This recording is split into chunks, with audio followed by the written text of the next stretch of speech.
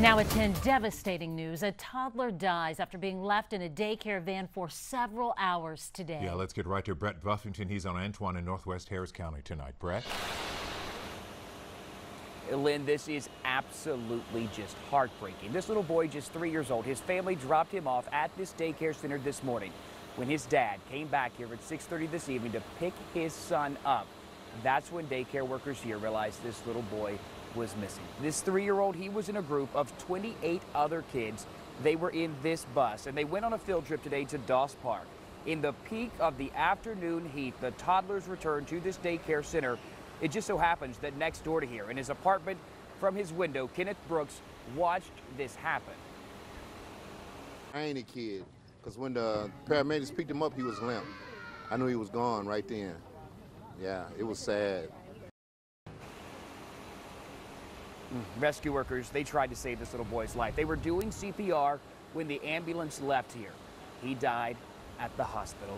Investigators tell me tonight that inside that bus, when they got here, they measured the temperature at 113 degrees. Tonight, 2 workers, the bus driver and a chaperone from the Discover Me Academy, have been detained. They will be questioned, and criminal charges are not out of the question. What else can you say other than I was neglectful and left a child on a bus? I just don't see what else you could possibly say, but we will certainly endeavor to get all the answers. This family deserves that.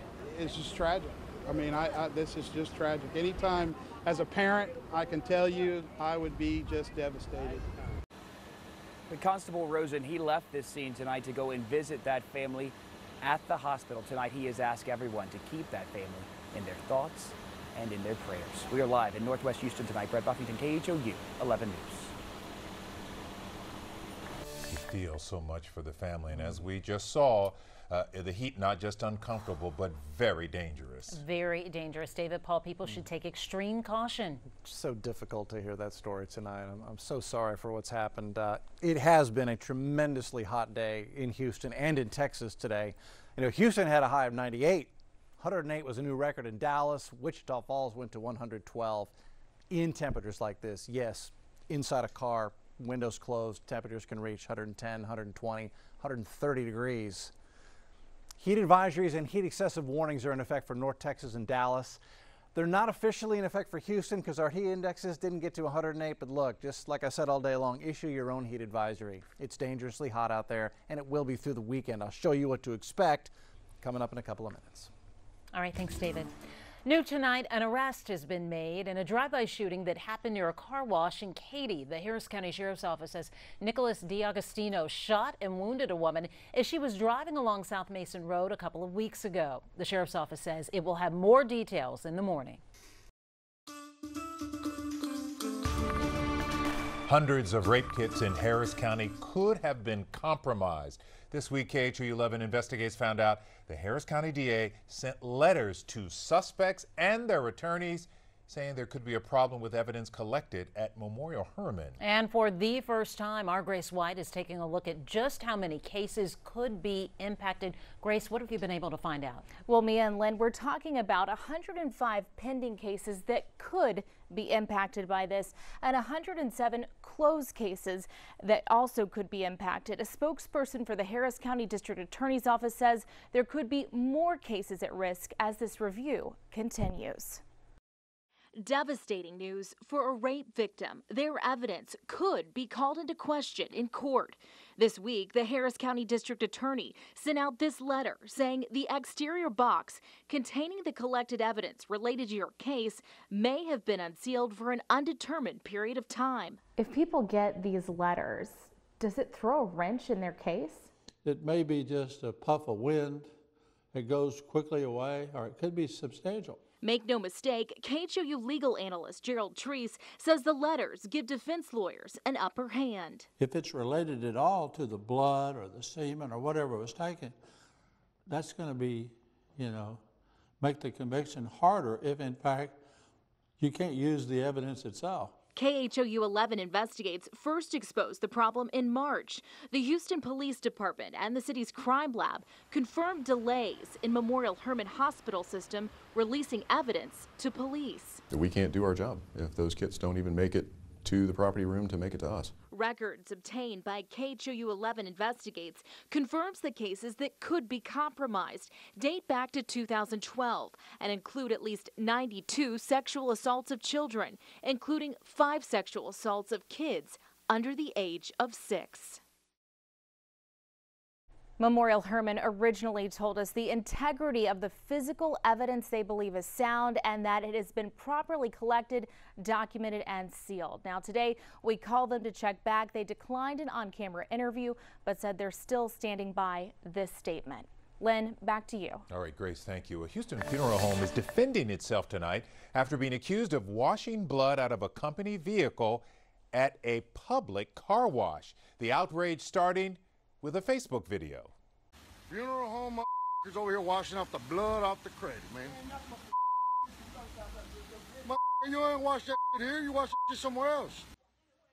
You hear somebody taking that video very upset. Well, this was at a car wash on Lyons Avenue on the northeast side, but the owner of the van, which belongs to Esperanza Funeral Home, says this is all a misunderstanding. He says it was not blood in the vehicle. What they're not showing on there is that it's actually not blood, but it is a combination of citrus and a combination of bleach salts. An inspector with the city's Department of Health and Human Services visited the funeral home today and confirmed it was, in fact, a cleaning solution. There is a controversy brewing in Pasadena over the city's most iconic building. The former First Pasadena State Bank building has been neglected for decades, and the city is now suing to tear it down. Lauren Tallarico joins us from Pasadena to explain. Well, it's the only skyscraper in Pasadena, but at night you'd be hard-pressed to even see it. But during the day, there's no missing the icon that used to be Pasadena's pride and joy. At the corner of Southmore Ave and Pasadena Boulevard stands a towering reminder of years past. This building means a lot to Pasadena. Built in 1962, the former First Pasadena State Bank building was a point of pride for this city. This building was going to be the first of many, many skyscrapers. It just didn't happen that way. But now it sits empty, windows shattered, bricks crumbling. Neglected for 30 years. Neglect is a word we have to use. And Mayor Jeff Wagner says, I would love to keep this building. We just can't. The city has filed a lawsuit against the current owner, listed as Pasadena Southmore LP, and the lien holder, Green Bank.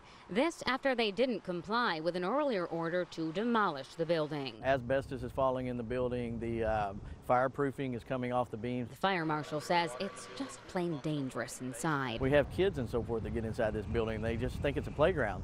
But when they do, they get the particulate materials on themselves and so forth, and they cross-contaminate their families, take it outside, and we're concerned about that. What was once a 12-story icon has become a 12-story eyesore. Well, it just makes it look ugly in Pasadena and makes it look like really ghetto and stuff, so no lights, no nothing. But some lifelong residents, like Monica Torres, still say fix it. I know it can be done. It can be, fixed. The building has to come down. It's definitely unsafe for all the citizens of Pasadena. We did try to reach out to both the building owner and the lien holder, but I've had no luck getting a response. The mayor says he'd like to have this building demolished by the first of the year, and then he would like to put something big in its place. He just doesn't know what that is yet. Len, Mia. All right, Lauren Tallarico, thanks so much. Today, President Trump invited Russian President Vladimir Putin to the White House. And locally, investigators are looking for the person who set fire to a mosque. Those stories and more in tonight's Nightcap in 90 seconds. Tonight, the FBI is trying to figure out if arson committed at a local mosque is a hate crime. Yeah, someone set fire to the doors of the mosque in East Harris County, then slashed the tires on the car of the mosque leader. In breaking news, the White House has announced on Twitter that Vladimir Putin is coming to the White House in the fall. The president says he needs another meeting with Putin to start implementing ideas they discussed in Helsinki. We've got some devious folks out there. Look at this, porch pirate getting creative. The video catching someone in the act. That he has some more packages under his other arm that I believe he got from people down the block.